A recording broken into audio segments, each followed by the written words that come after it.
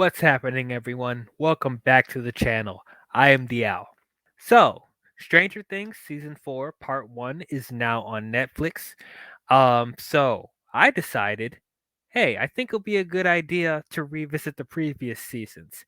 Being the completionist that I am, I do want to talk about the previous seasons so we can get full context of when we go into season 4. Also, it's been a minute since I watched this show, so I thought it'd be a good opportunity to talk about it because I've never talked about this show on my channel.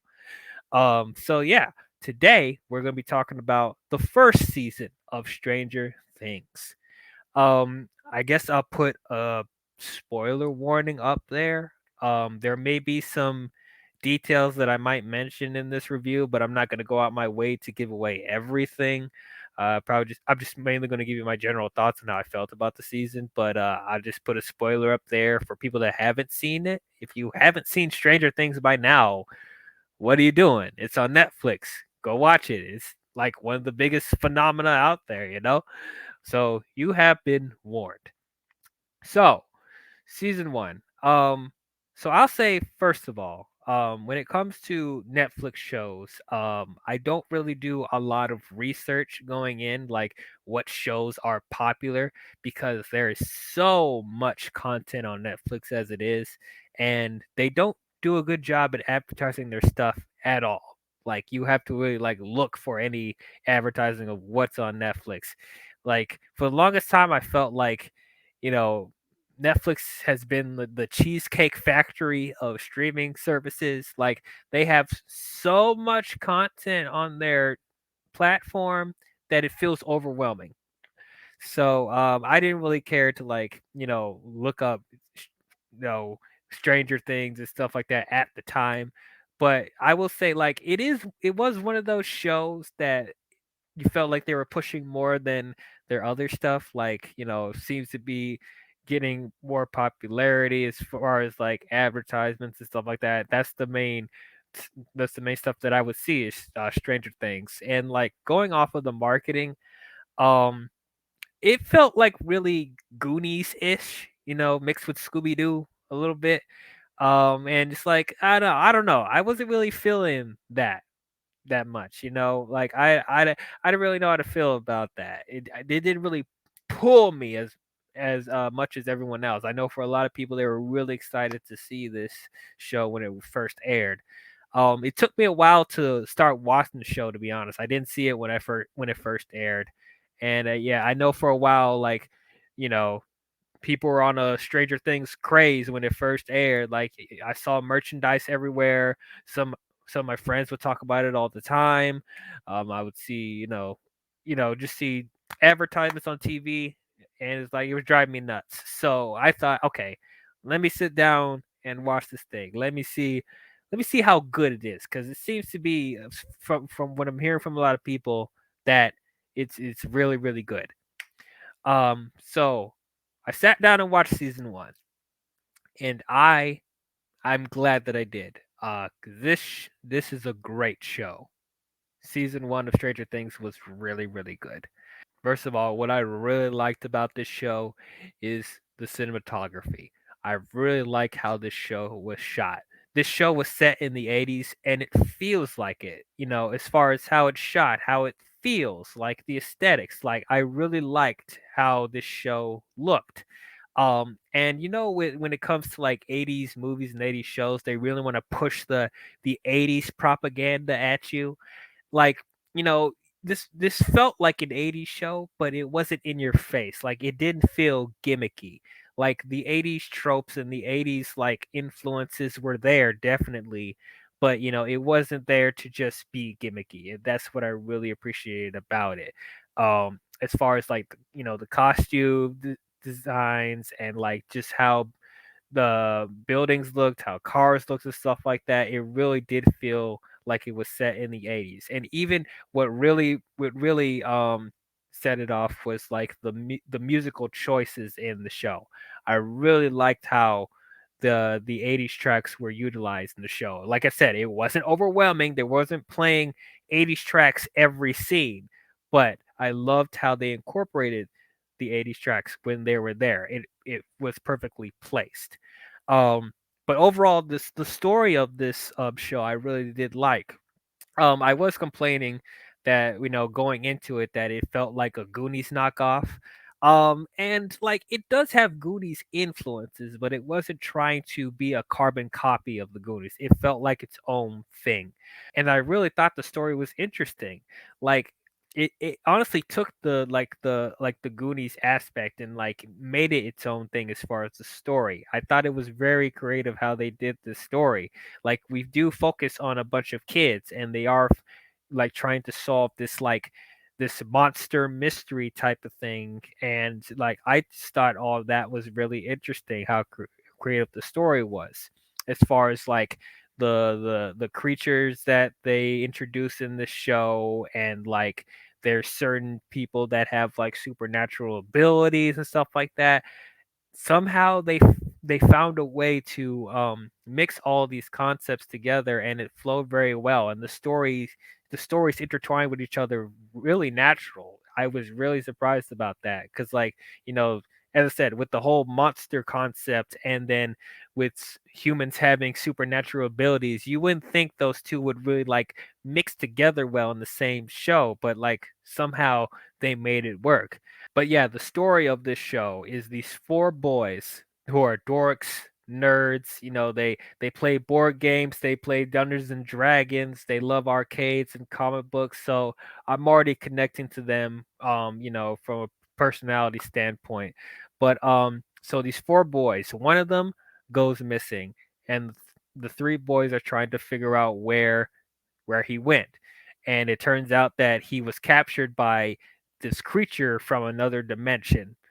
And then on the way, there's this little girl that is like a laboratory experiment, and she runs away, and she ends up meeting the other three boys, and they she also gets caught up in the mystery of them trying to find their friend. That's like the main premise of the show, and I really appreciated that. Like, even though there was a lot going on premise wise, it was easy to follow. I found the show really easy to watch, even though it's close to 8 hours this season. I found myself binging the entire show in one day. Like, it was that engaging to me. Like, after watching the first episode, I didn't want to stop. I literally went from the next episode to the next episode to the next episode because it was just so engaging.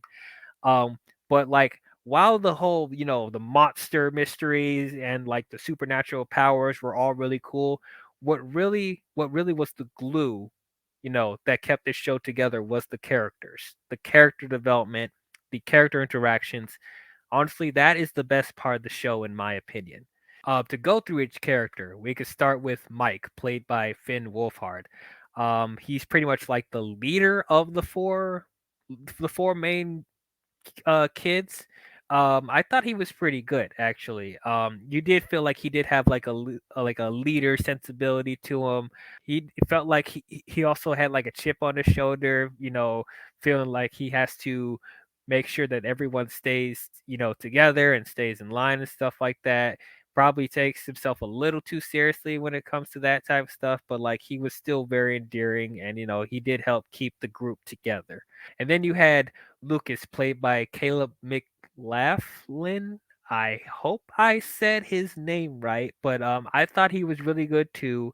So he seems to be the most logical of the group. Like whenever the supernatural stuff is happening and the other boys want to run into danger, he's the one to be like, that's not a good idea. We need to do this instead. Y'all are crazy." Like he's that type of character. Like he's paranoid of everything going on, and he should be because this crazy stuff happening, and like he seems to be the only one that's like doesn't want to get involved, or like he wants to take the more safer logical route than everyone else does. So it's like I did really like him on that aspect. He did help balance out the other characters when everyone else was trying to jump into danger. He's the one that's trying to do like the safest type of scenario, or just telling the others like it's not a good idea, we need to do this instead. So I really liked him on that aspect.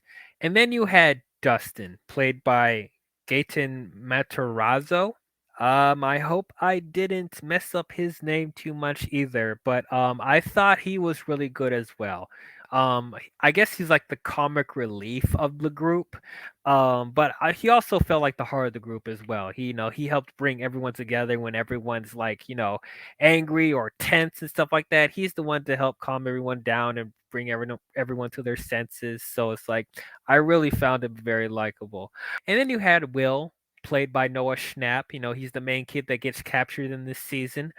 He was good too. You don't get as much development with him because he gets captured in this season. The main plot of this entire season is him getting captured, so you don't see him for a good amount of the show.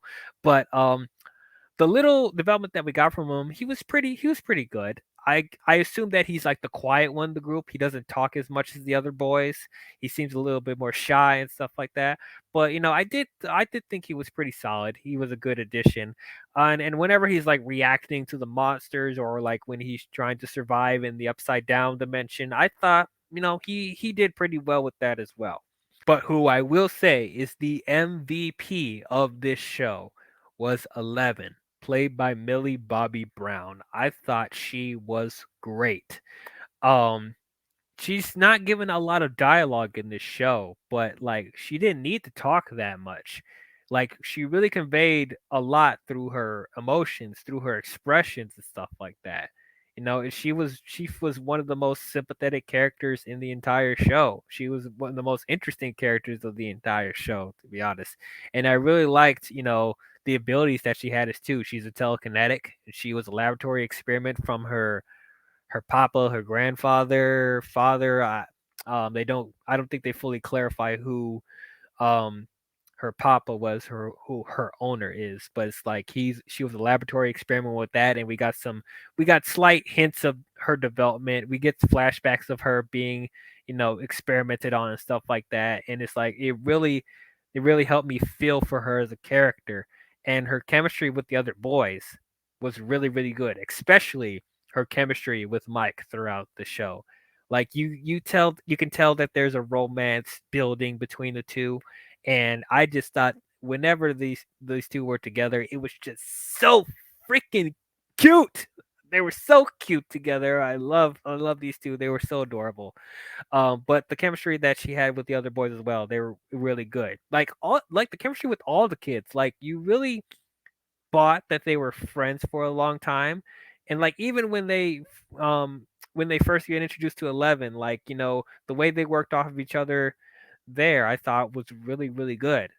Very very good stuff. Like you don't see child actors like this anymore. I mean, I will say like child actors have been improving since back in the day, but it's like these are some of the best this is some of the best child acting I've seen in any media period. Like I really found them very engaging.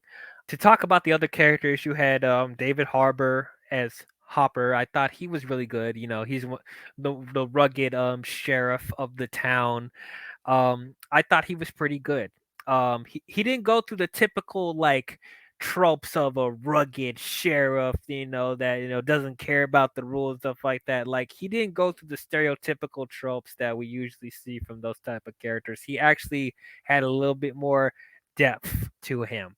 Um, Especially like we get some development with him that he had a daughter, and he lost her due to cancer, and so he's holding on to that type of weight, and it's like that's affecting him and is affecting him now, being more like cut off from the world and not as emotional with people, or like being angry all the time. So it's like there's a reason to why he acts the way he does, but he does end up being really helpful when it came to them trying to search for Will, and helping Will's mother and Will's brother Jonathan, stuff like that. So I thought he was very very good.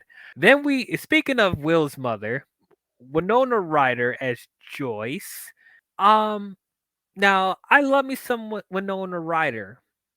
And I thought she was fine in this. I thought she was pretty solid. But I will say, like, I found her character very, very like whiny most of the show. And it's like, I mean, I know there's a reason because her son has gone missing, and it's like scared for his safety, and it's like, I can understand that her emotions are on high, but like she was just hyperventilating, like, and just like over expressing everything. It's like she was giving me anxiety watching her most of the time, because that's mostly how she was acting throughout the entire show. Like I don't even remember like a moment where she actually calmed down. She was just full of anxiety throughout the entire show, and maybe that was how we were supposed to feel. But like Winona Ryder just felt like she could have toned that down a little bit for me. But other than that, though, I did like her. I thought she was solid. Though I just wish that she just wasn't so anxious all the time. It's making me anxious. Then we have Will's brother Jonathan. I thought he was pretty good too. I did like that we did see the brother connection between Will and Jonathan before Will went on missing.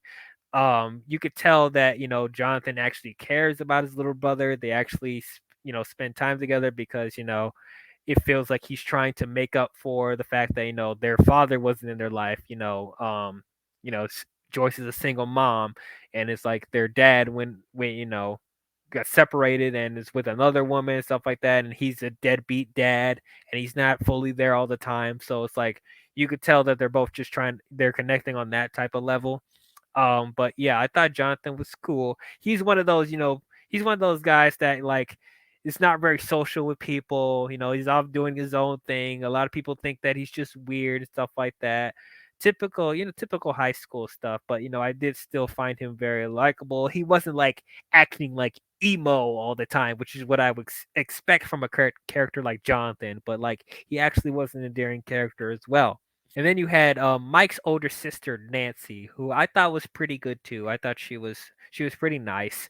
I expected her to be like the typical damsel in distress in the show, because that's usually how it goes with teenage girls. But like she actually was pretty handy when it came to them trying to fight the monsters from the upside down. Is like she was actually really smart, and she actually had some like strategies and plans and throughout the show. So I really appreciated that. Um, and I would say like the one aspect that like I didn't care about as much as the main storyline is their whole, teenage drama with her kind of boyfriend, but not really her boyfriend, Steve. Um, yeah, Steve just came off like the typical jock, that the nice girl really likes for some reason. At first, I thought I wasn't really going to care about this storyline, because it's the typical, like, nice girl trying to get with the cool jock and trying to be hit with the other teenagers, like drinking and partying and stuff like that. And then her best friend, Barbara, the normal dorky best friend is like, why are you acting like this? This is not how you normally act, blah, blah, blah, blah, blah. That type of storyline. So that was in there for a little bit. But I mean, it's not like I didn't like it. I just didn't care about it as much as the main storyline, because, like, I've seen this type of stuff before. But, like, I did end up liking Steve like later on in the season. Like at first I thought I wasn't gonna like him because he's a typical jock, and he acts like a jerk to everyone. But like later on in the season, like he ends up, actually growing more of a conscience and actually um helping Nancy and Jonathan fight the monsters at the end. So made me like him more. And even like when he was bullying Jonathan and Nancy, like he even was like, trying to make up for that. And like, he's like, I probably shouldn't have acted like that. I was a jerk, I seen the error of my ways type of thing. So that was fine, I guess. But yeah, the whole concept with the upside down, which feels like a dark, gritty, twisted, like mirror dimension of our world. That's a really, really interesting concept. I really liked that in this show. And I think the only thing that felt kind of underdeveloped was the monsters. I mean, the monster designs were cool in the show, but it's like they didn't go into too much detail about what these monsters are exactly, and how exactly are they able to break into our dimension. per se. And this is probably something that they will explain in like later seasons, but like 11 seems to be having a connection to the upside down world too. Like, there probably may be some sort of past that has to do with, you know, her and how she got those abilities, maybe has something to do with the upside down world. And it's not just fully like a laboratory experiment per se. Maybe she was, you know, there's a lot of mystery going on, that I actually found really engaging because I wanted to know more about the upside down world, and I wanted to know more about how 11 became the way she was. Um, but it's like, I liked that they didn't give everything away. They still kept the mystery open. It's still a satisfying story for this season. Like, you still felt like there was a beginning, middle, and end. And it's like, if this was the only season we got, it did feel very self-contained. But it's like, I like that the mystery was still looming out there, that we don't fully understand what the upside down world is, but it's left, open to explore more. So that's what I did really appreciate about that. Another thing that I appreciate about this show is that, this show is not afraid to get dark. This show is gets intense. I mean, it's not like scary.